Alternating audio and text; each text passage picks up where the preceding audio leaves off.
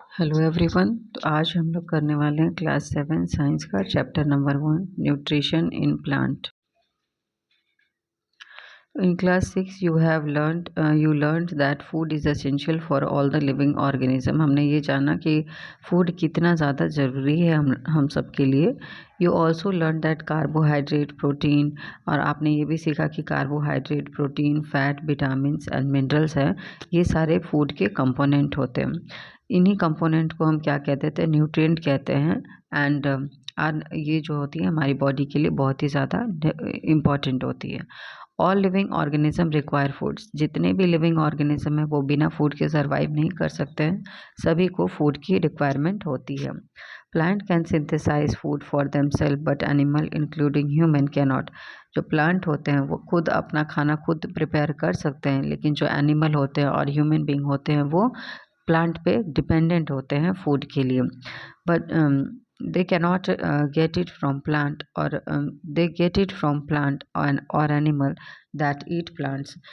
या तो हम किस पे प्लांट पे डिपेंड होते हैं या फिर वो वैसे एनिमल जो कि प्लांट को खाते हैं। इसीलिए ह्यूमन बींग और जो एनिमल होते हैं वो डायरेक्टली और इनडायरेक्टली प्लांट पे डिपेंड करते हैं।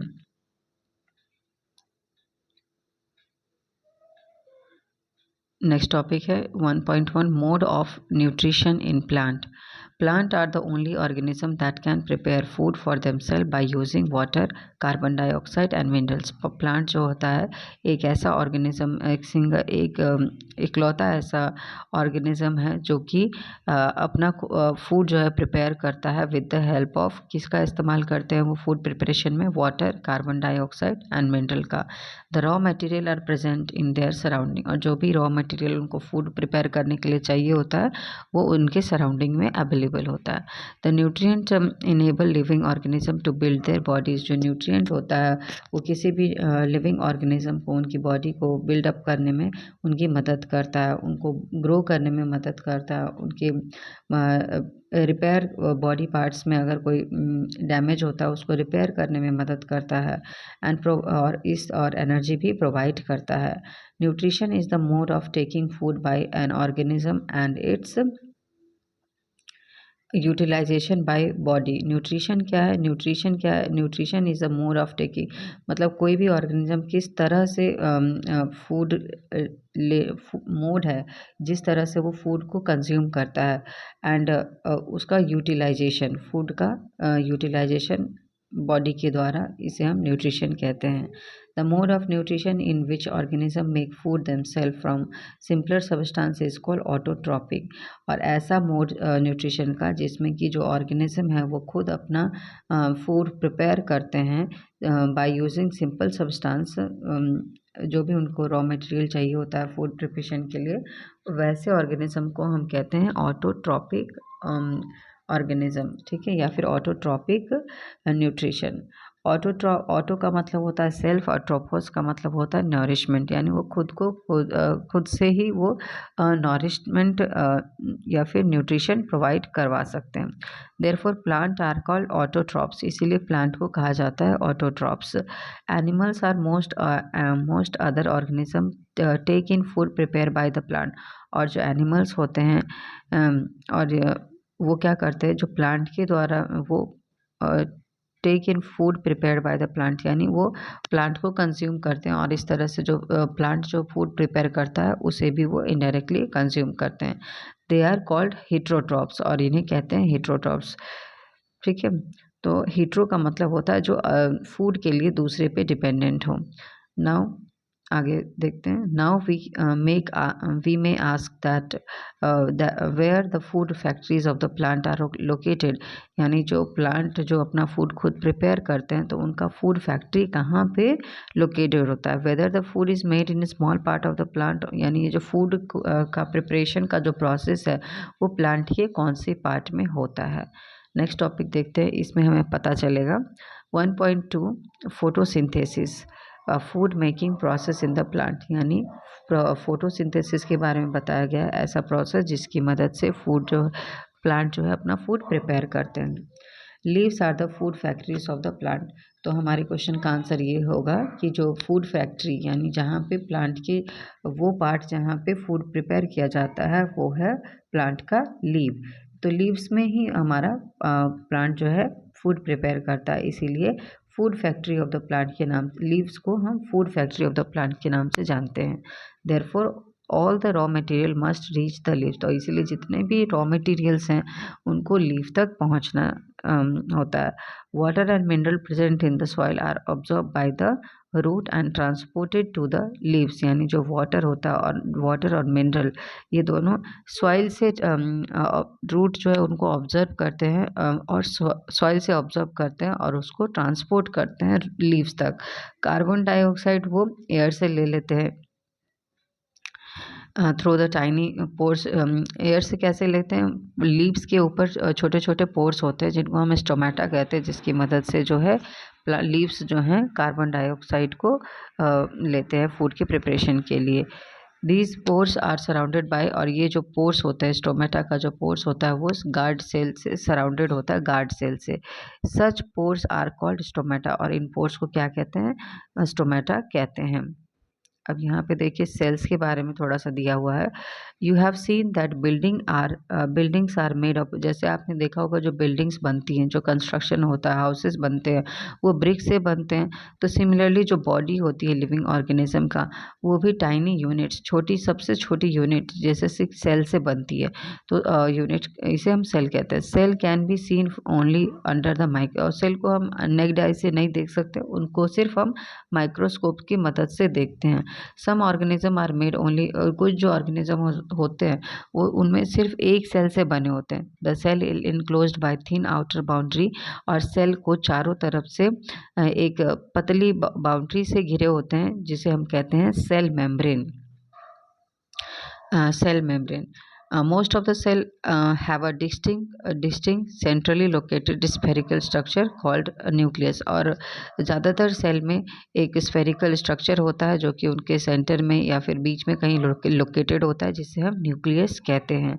The nucleus is surrounded by a jelly like substance called cytoplasm, और न्यूक्लियस के चारों तरफ क्या होता है? एक जेली लाइक सब्सटेंस होता है जिसे हम साइटोप्लाज्म कहते हैं। यहाँ पे आप सेल का जो फिगर है वो अच्छे से देख सकते हैं कि कहाँ पे सेल मेम्ब्रेन लोकेट किया गया है, और साइटोप्लाज्म सेल मेम्ब्रेन और न्यूक्लियस के बीच का जो पार्ट है उसे हम साइटोप्लाज्म कहते हैं। और ये जो बीच में जो राउंड राउंड छोटा छोटा सर्कल जो आपको दिख रहा है, स्फेरिकल शेप जो दिख रहा है वो क्या है? न्यूक्लियस है हमारा। तो यहाँ पे सेल का ये पिक्चर है। आगे देखते हैं। Water and minerals are transported to leaves by vessels which runs like a pipe throughout the roots, the stem, the branches and the leaves. जो water है और mineral है वो transport किया जाता है लीफ तक एक पाइप के थ्रू, पाइप के थ्रू जो कि रूट जो कि प्लांट के रूट से लेके स्टेम तक और ब्रांचेस और लीव्स तक फैले होते हैं। They form a continuous path और passage for the nutrient to reach the leaves, और इस तरह से एक कंटिन्यूस पाथ को वो फॉलो करते हैं ताकि जो मिनरल्स है, वाटर है, वो डायरेक्टली मतलब आसानी से रूट से लेकर लीव्स तक पहुंचाया जा सके। दे आर कॉल्ड वेसल्स, और इसे हम कहते हैं वेसल्स कहते हैं। You have learn more about transport of material in the plant in chapter 7। आप मतलब आगे चैप्टर में पढ़ेंगे कि कैसे मटेरियल का ट्रांसपोर्टेशन होता है प्लांट में।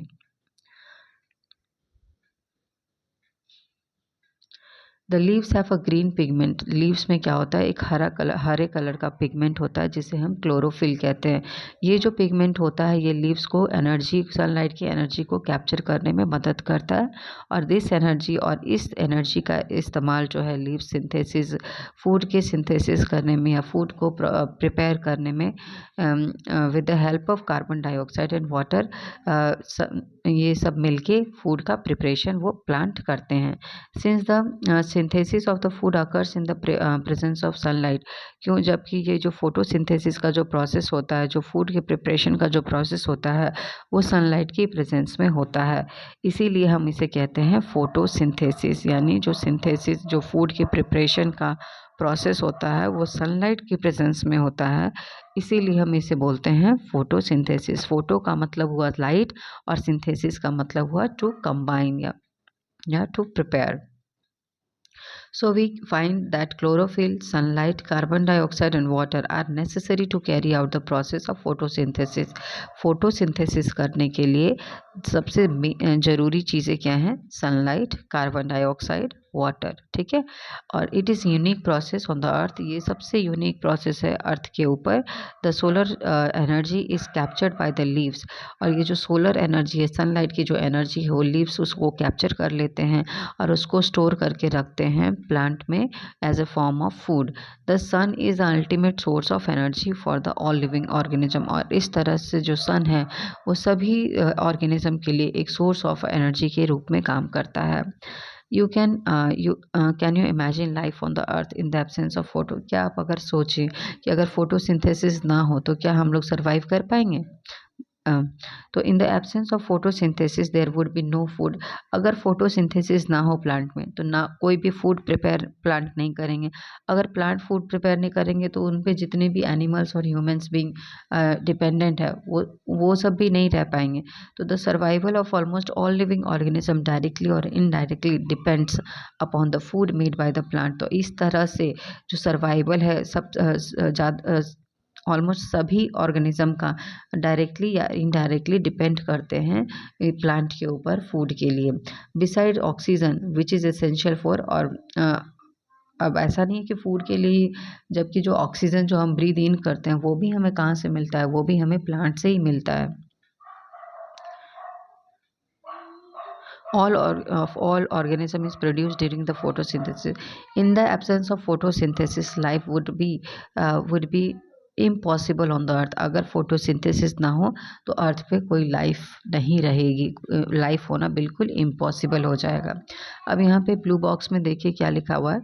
Besides leaves photosynthesis also takes place in the other part of the plant, यानी जो लीव्स के अलावा प्लांट के कुछ और पार्ट में भी फोटोसिंथेसिस का प्रोसेस होता है।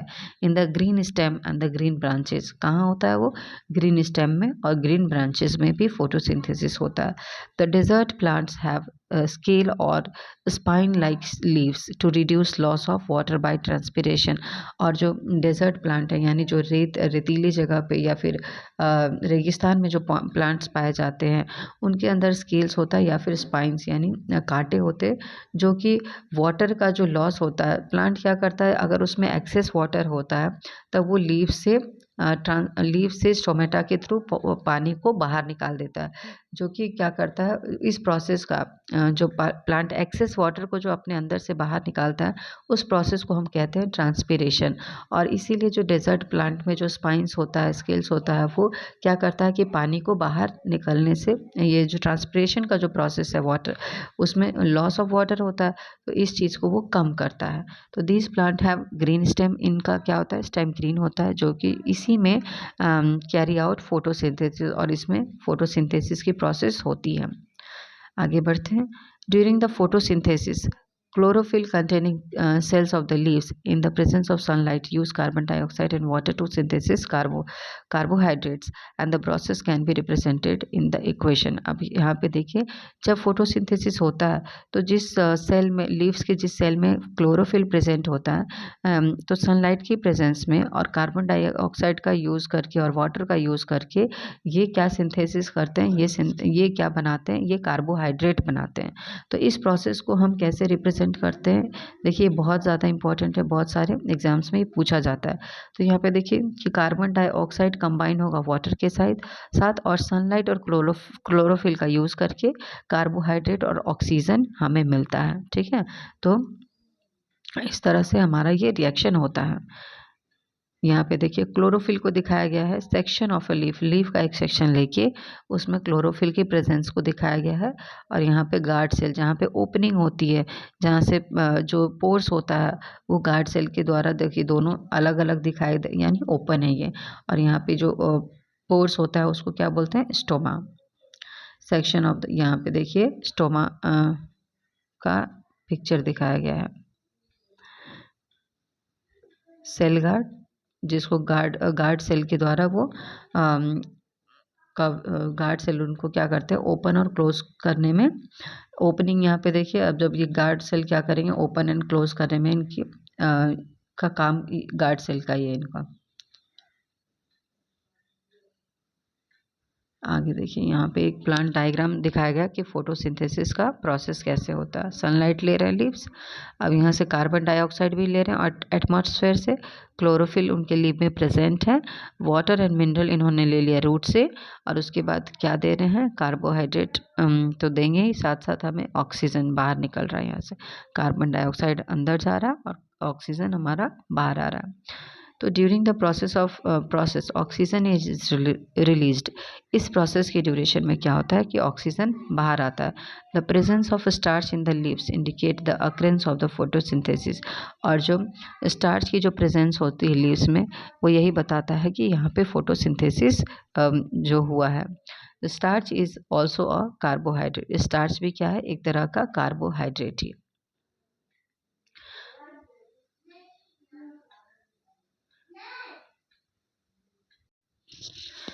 तो यहाँ पे आगे देखते हैं activity 1.1। Take 2 potted plants of the same kind. 2 potted plant लेना है एक ही तरह का, कि 1 इन डार्क, एक को डार्क में रखना है, for 72 hours and other in sunlight. एक को डार्क में रखना है और दूसरे को सनलाइट में रखना है। Perform the iodine test which leaves of the both the plant you did in class 6। Class 6 में आपने आयोडीन टेस्ट किया होगा, जिसमें कि हमने आयोडीन टेस्ट करके स्टार्च के प्रेजेंस को चेक किया था, जिसमें कि अगर आप आयोडीन डालते हैं सैंपल पे तो आपको ब्लू ब्लैक कलर मिलता है। तो रिजल्ट, उस रिजल्ट को नोट करिए।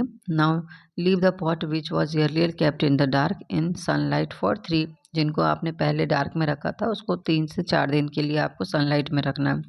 अब उसके बाद उस पर आयोडीन का टेस्ट फिर से करना है। अब उसके बाद ऑब्जर्वेशन आपको नोट करना है। The leaves other than green also have chlorophyll.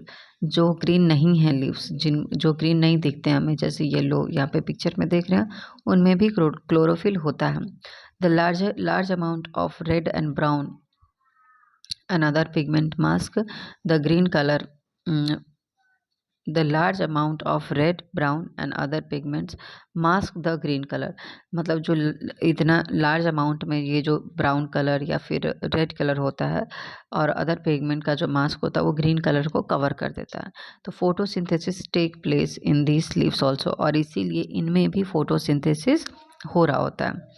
You often see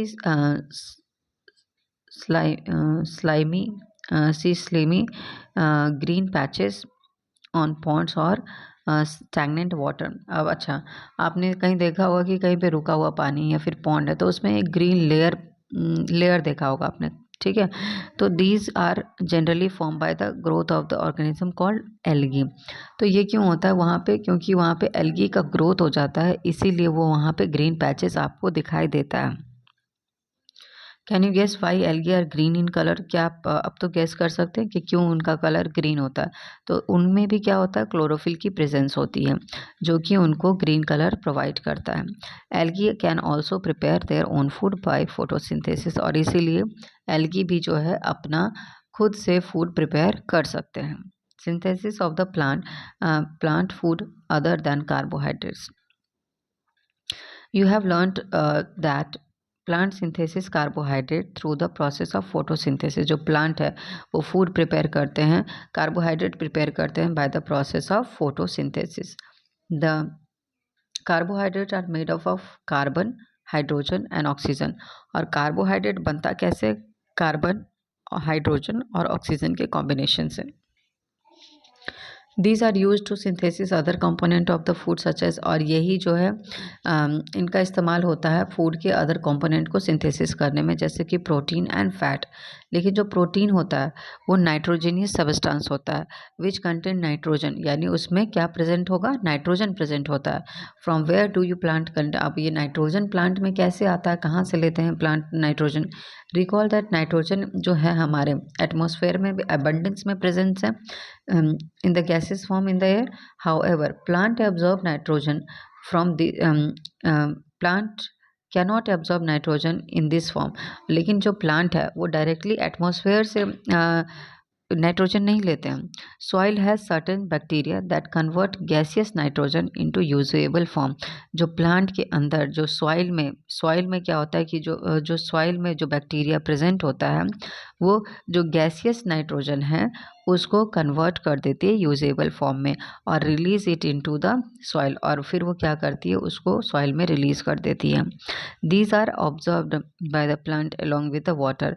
और ये जब जो रूट होती है वो वाटर को जब एब्जॉर्ब करती है तो उसके साथ साथ नाइट्रोजन को भी एब्जॉर्ब कर लेती है। Also you might have seen farmers adding fertiliser rich in the nitrogen to soil. यानी आपने देखा होगा कि जो फार्मर होते हैं वो क्या करते हैं, वो फर्टिलाइज़र डालते हैं खेतों में जिनमें कि नाइट्रोजन प्रेजेंट होता है।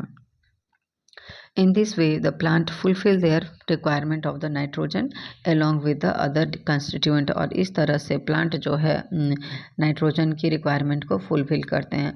Plant can then synthesise protein and vitamin. और प्लांट जो है प्रोटीन और विटामिन को सिंथेसिस करती है। Next topic 1.3 other modes of nutrition in plant. और क्या क्या मोड होते हैं plant modes of other modes of nutrition. क्या मोड हो सकते हैं प्लांट में न्यूट्रिशन के। तो there are some plant which do not have chlorophyll. कुछ ऐसे भी प्लांट होते हैं जिनमें क्लोरोफिल नहीं होता, तो वो जो है वो फूड को सिंथेसिस नहीं कर पाते हैं। हाउ डू दे सर्वाइव, तो वो कैसे सर्वाइव करेंगे। From where they derive nutrition, तो वो कहाँ से न्यूट्रिशन लेंगे। जिस तरह से ह्यूमन जो है आर एनिमल्स जो है प्लांट पे डिपेंड होते हैं अपने फूड के लिए बाय तो उसे हम क्या कहते हैं हेटेरोट्रॉपिक मोड ऑफ न्यूट्रिशन। तो do you see a yellow wiry branches structure twining around the stem and the branches of a tree। क्या जैसे वायरी लाइक एक ब्रांचेस स्ट्रक्चर को कभी देखा है पेड़ पे ऐसे फैला हुआ, तो this is called the Cuscuta और अमरवेल। उसे हम कहते हैं कैसकटा या फिर अमरवेल कहते हैं। तो it does not have chlorophyll. उसके अंदर क्या होता है कि क्लोरोफिल की प्रेजेंट नहीं होती है। It takes readymade food from the plant. तो वो क्या करते हैं जो प्लांट फूड प्रिपेयर करते हैं उसी के ऊपर वो फैल जाते हैं और उसी से अपना न्यूट्रिशन या फिर फूड लेते हैं। The plant on which it climb it is called host. और जिस प्लांट पे ये क्लाइम करेंगे, जिस प्लांट पे ये क्लाइम करेंगे उसे हम कहते हैं host. Since it deprives the host of valuable nutrient cuscuta is called the parasite. यहाँ पे आप देख सकते हैं कैसकटा का पिक्चर दिखाया गया कि कैसे ये ट्री पे फैला हुआ है और जिस ट्री पे ये है उस ट्री को हम कहेंगे होस्ट। और ये जो है जितना भी इसका न्यूट्रिएंट्स का रिक्वायरमेंट है वो इस ट्री से लेगा और इसीलिए इसको कहा जाता है कैसकटा। यहाँ पे क्या हो गया पैरासाइट हो गया। ठीक है। आर वी और other animals also a kind of parasite. क्या हम और दूसरे जो एनिमल्स हैं वो भी एक तरह का पैरासाइट है। चलिए you should think about it and discuss with your teacher. Next यहाँ पे देखिए जैसे कि आपके सिर में जुएँ हो जाती हैं या फिर जो बेड बग है वो क्या है, वो भी एक तरह से पैरासाइट है क्योंकि ये हमारे ब्लड को सक करता है और इसी पे डिपेंडेंट रहता है। तो हैव यू एवर सीन और heard a plant that can eat animal. कुछ आपने कभी ऐसा सुना है कि जो प्लांट ऐसा प्लांट जो कि एनिमल को खाता हो।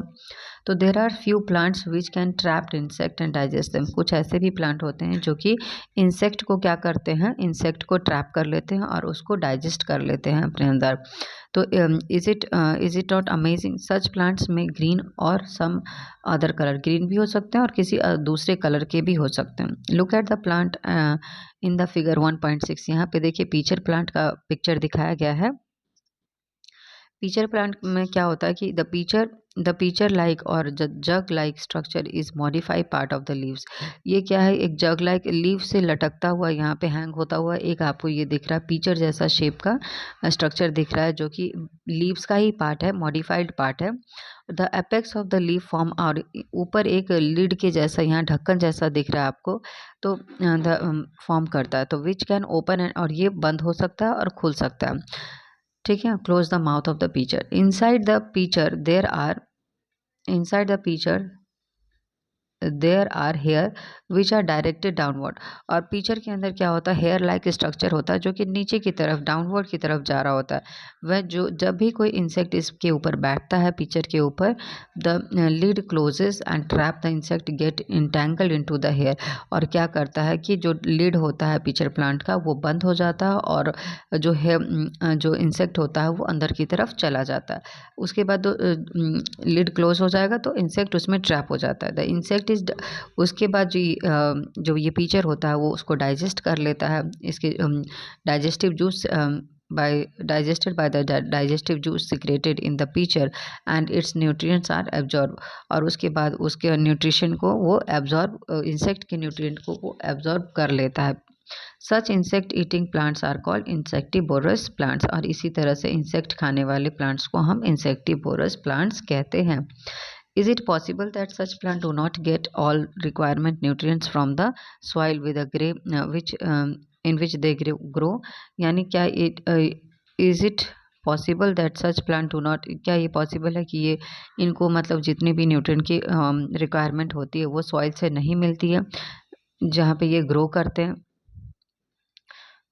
तो यहाँ पे एक पिचर प्लांट का देख लीजिए कि modified leaf modified into pitcher, pitcher के रूप में ये लीफ मॉडिफाई हो गया और ऊपर से ये लिड दिखाया गया। फिर है नेक्स्ट टॉपिक है saprophytes, saprotrophs. You might have seen packets of the mushroom sold in the vegetables market। आपने देखा होगा कोई मशरूम देखा ही होगा आपने। तो you have also seen fluffy umbrella like patches growing in the moist soil or on the rotting wood। कभी जहाँ पे कोई लकड़ी मतलब सड़ी हुई जैसे मॉइस्चर जहाँ पे लग जाता है तो वहाँ पे आपने देखा होगा कि ये मशरूम को उगते हुए बरसात के सीज़न में, रेनी सीज़न में आपने देखा होगा। तो let us find out what type of nutrient they need to survive and from where they get them, और कहाँ से ये इनको न्यूट्रिशन मिलता है। यहाँ पे देखिए packet of mushroom, a mushroom ground growing on decay material. Mushroom कहाँ ग्रो करते हैं, डिके जो खराब हो रहे होते हैं मटेरियल उनके ऊपर ग्रो करते हैं।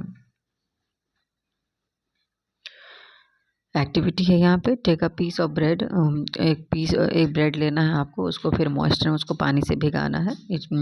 Leave it is moist warm place. यहाँ पे इनको क्या कहाँ रखना है, वार्म प्लेस पे रखना है फॉर 2 से 3 दिन के लिए।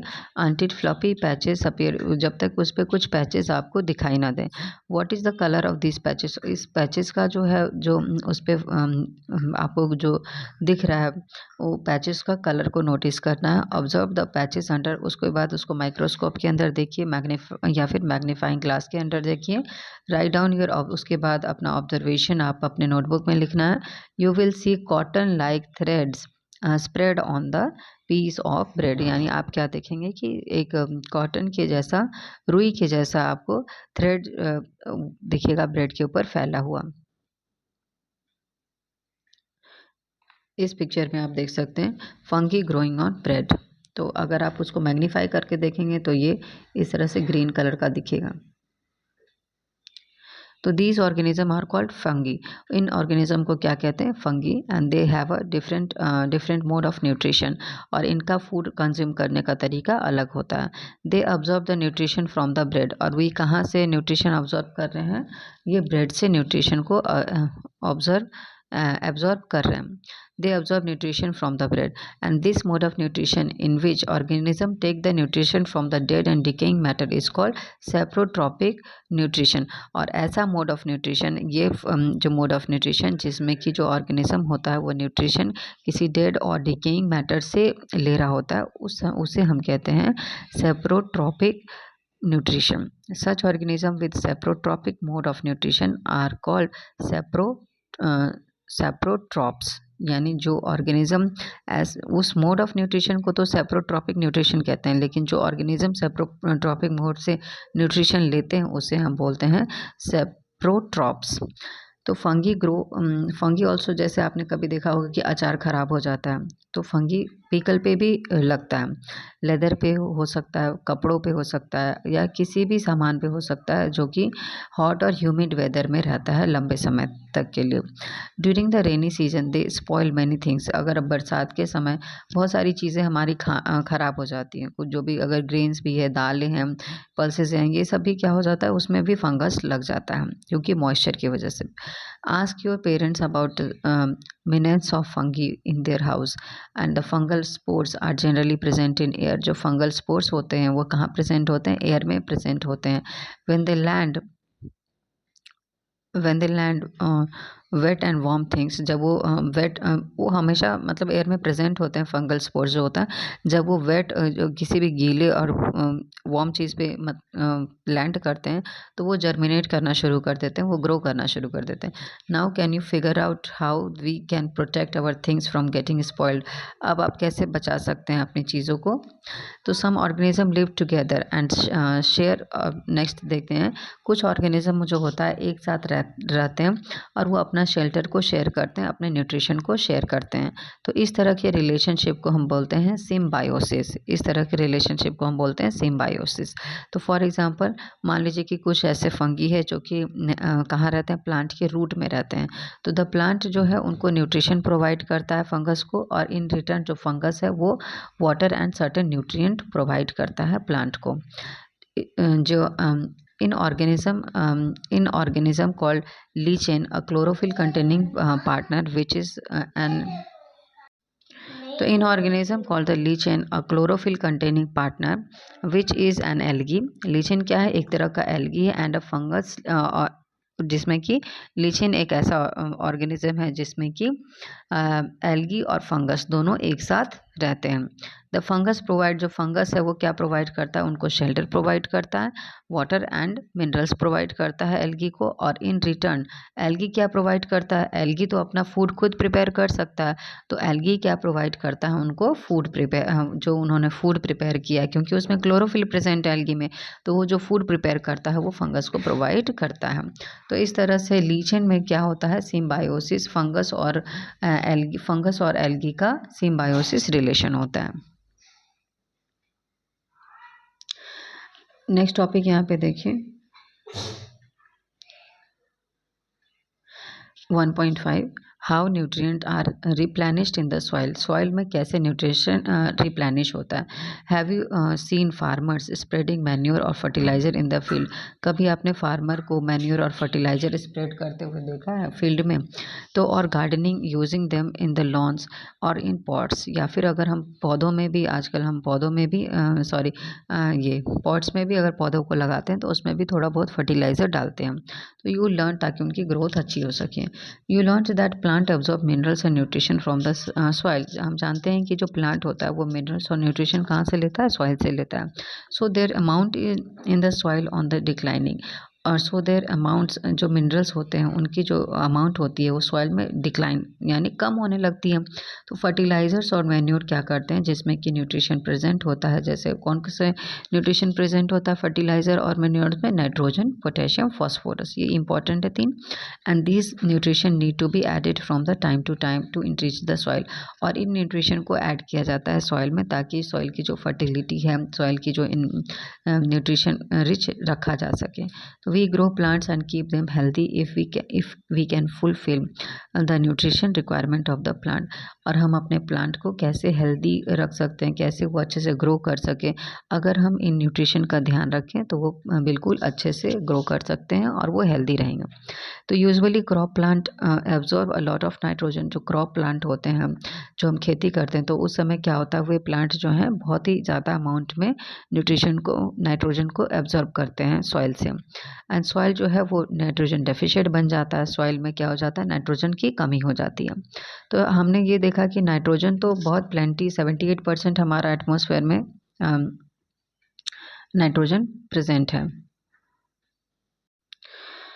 लेकिन हमने अवेलेबल तो बहुत प्लेंटी अमाउंट में है हमारे एयर एटमॉस्फेयर में, लेकिन प्लांट डायरेक्टली नहीं ले सकते हैं। तो plant can not use in the manner देखिए जिस तरह से वो कार्बन डाइऑक्साइड को एटमॉस्फेयर से डायरेक्टली ले लेते हैं, उसी तरह से नाइट्रोजन को नहीं ले सकते हैं। तो इसीलिए नाइट्रोजन को क्या करना होगा, they need nitrogen in soluble form. उनको सोल्यूबल फॉर्म में चाहिए कि वो मिट्टी में घुली हो नाइट्रोजन। तो जो बैक्टीरिया होती है राइजोबियम बैक्टीरिया जो होती है वो the bacterium called rhizobium can take atmospheric nitrogen and convert it into the usual form। तो ये क्या करती है, जो बैक्टीरिया प्रेजेंट होती है सॉइल में राइजोबियम, वो क्या करती है एटमॉस्फेयर से वो डायरेक्टली नाइट्रोजन को ले लेती है और इसको कन्वर्ट कर देती है यूजेबल फॉर्म में, यानी यूजेबल फॉर्म में ये कन्वर्ट कर देती है सॉइल में। But rhizobium can not make its own food, लेकिन राइजोबियम क्या है, वो अपना खाना खुद बना नहीं सकती है। So it often lives in the root of the gram, peas, moong, beans and other legumes. यानी वो कहाँ रहती है, ये ज़्यादातर कहाँ पे रहती है, ग्राम्स के रूट के में, या फिर पीस के रूट में, या मूंग के रूट में, बीन्स के रूट्स में और other legumes, and provide them with nitrogen, और उनको नाइट्रोजन प्रोवाइड करती है। इन रिटर्न वो प्लांट क्या देते हैं उनको, इन रिटर्न जो प्लांट होते हैं उनको फूड प्रोवाइड करते हैं एंड शेल्टर देते हैं टू द बैक्टीरिया। तो दस दे हैव अ सिम्बायोटिक रिलेशनशिप, और इनमें भी क्या है, सिम्बायोटिक रिलेशन, यानी लेना और देना कर रहे हैं, लेना देना कर रहे हैं आपस में, लेन देन कर रहे हैं। तो ये क्या एक सिम्बायोटिक रिलेशनशिप को इस्टेब्लिश करता है। This association is a great significance for the farmer, और ये जो है फार्मर के लिए बहुत ही ज़्यादा सिग्निफिकेंट, बहुत ज़्यादा महत्वपूर्ण है। They can reduce the use of nitrogenous fertilizer where leguminous plants are grown. और इस तरह से जब हम लेग्यूमिनियस यानी जो पल्सेस को अगर ग्रो करते हैं, तो वहाँ पे क्या होता है कि फर्टिलाइज़र्स का यूज़ हम कम कर सकते हैं। Most of the pulses are obtain from the leguminous plant, और ज़्यादातर जो पल्सेस होते हैं वो कहाँ से ऑब्टेन होते हैं, वो लेग्यूमिनियस प्लांट से हमें मिलते हैं। तो इन दिस चैप्टर हमने क्या सीखा कि most of the plant are autotrophs. जो प्लांट होते हैं ज़्यादातर क्या, मैक्सिमम प्लांट जो होते हैं ऑटोट्रॉप्स होते हैं, यानी वो अपना फूड खुद से प्रिपेयर करते हैं। और कुछ ही ऐसे प्लांट होते हैं जो पैरासिटिक होते हैं, यानी या फिर दूसरे पे डिपेंडेंट होते हैं, या फिर सेप्रोट्रॉपिक होते हैं। They derive nutrition from other organism. और ये पैरासिटिक और जो सेप्रोट्रॉपिक जो होते हैं वो दूसरे ऑर्गेनिज्म से अपना न्यूट्रिशन लेते हैं। All animals are categorized as heterotrophs, since जितने भी एनिमल्स हैं और ह्यूमंस हैं वो सब हम किस में आते हैं, हेट्रोट्रॉप्स में आते हैं। दे डिपेंड, क्योंकि हम किसी न किसी, हम प्लांट पे डिपेंड करते हैं अपने फूड के लिए, या फिर दूसरे एनिमल पे डिपेंड करते हैं। तो can we see that the insectivorous plant are partial heterotrophs, यानी जो इंसेक्टिवोरस वो क्या है, वो पार्शियल हेट्रोट्रॉप्स हैं, क्योंकि कुछ तो अपना वो फोटोसिंथेसिस वो भी करते हैं, प्लांट हैं वो, क्योंकि लेकिन जो कुछ नाइट्रोजन की जो हो सकता है कि जो उनके सॉइल में जो न्यूट्रिशन और अदर न्यूट्रिएंट की जो फुलफिलमेंट है वो इंसेक्ट को खा के करते हैं। ठीक है, तो इस तरह से वो पार्शियल हेट्रोट्रॉप्स भी हो गए। तो यहाँ पे देखिए कीवर्ड्स क्या हैं, autotrophic, chlorophyll, heterotrophs, host, insectivorous, nutrient, nutrition, parasite, photosynthesis, saprotrophs, saprotrophic, stomata. ठीक है, तो ये कीवर्ड्स हैं। आई होप कि आपको ये सब चैप्टर के थ्रू आपको समझ में आया होगा ये सारे कीवर्ड्स। अब हमने क्या सीखा है, समरी हम देख लेते हैं। ऑल ऑर्गेनिज्म नीड, जितने भी ऑर्गेनिज्म है सबको फूड चाहिए, और ये utilize it as energy too, क्यों फूड चाहिए, ताकि हमें एनर्जी मिल सके, हमारी ग्रोथ हो सके, हमारी बॉडी को हम मेंटेन कर सकें। ग्रीन प्लांट जो है फूड सिंथेसिस करते हैं अपने लिए बाय द प्रोसेस, उसे कहते हैं फोटोसिंथेसिस, एंड इसीलिए जो ग्रीन प्लांट्स होते हैं उनको हम ऑटोट्रॉप्स कहते हैं। प्लांट लाइक एस्कटा जो होता है उसे पैरासाइट कहते हैं, क्योंकि वो अपना फूड होस्ट प्लांट से लेते हैं। Plants use simple chemicals substance, क्या क्या यूज़ करते हैं फोटोसिंथेसिस के लिए, कार्बन डाइऑक्साइड, वाटर, मिनरल्स, अपने फोटोसिंथेसिस, और सनलाइट को भी इस्तेमाल करते हैं फोटोसिंथेसिस के प्रोसेस के लिए। Chlorophyll, water, carbon dioxide, sunlight, ये जो है एसेंशियल रिक्वायरमेंट है फोटोसिंथेसिस के लिए। जो कॉम्प्लेक्स केमिकल सबस्टांस होता है जैसे कि carbohydrates are the product of the, यानी जब वो प्लांट फोटोसिंथेसिस करता है तो हमें क्या मिलता है, हमें कार्बोहाइड्रेट मिलता है और ऑक्सीजन मिलता है।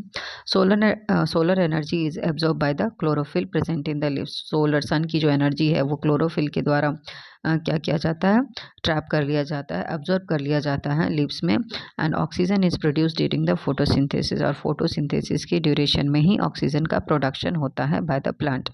Oxygen released in photosynthesis is utilized by the living organism for their survival. और ऑक्सीजन का इस्तेमाल जितने भी लिविंग बींग हैं वो सांस लेने के लिए इस्तेमाल करते हैं, अपने सर्वाइवल के लिए इस्तेमाल करते हैं। Many fungus derive nutrition from dead and decay matter. जितने भी मैनी फंगस, बहुत सारे फंगस जो होते हैं अपना न्यूट्रिशन को डेड और डिकेइंग मैटर से अपने न्यूट्रिशन को लेते हैं, एंड दे इसीलिए उनको सेप्रोट्रॉप्स कहा जाता है। कुछ प्लांट जो होते हैं, few plants and animals are dependent on other for their nutrition and are called heterotrophs। और कुछ प्लांट्स और न्यूट्रिशन कुछ प्लांट और एनिमल जो होता है वो दूसरे प्लांट पे निर्भर करते हैं अपने न्यूट्रिशन के लिए, इसीलिए उन्हें क्या कहा जाता है, हेटेरोट्रॉप्स कहा जाता है। तो ये था हमारा फर्स्ट चैप्टर का कंप्लीट एक्सप्लेनेशन। आई होप कि आप लोगों को समझ में आया होगा।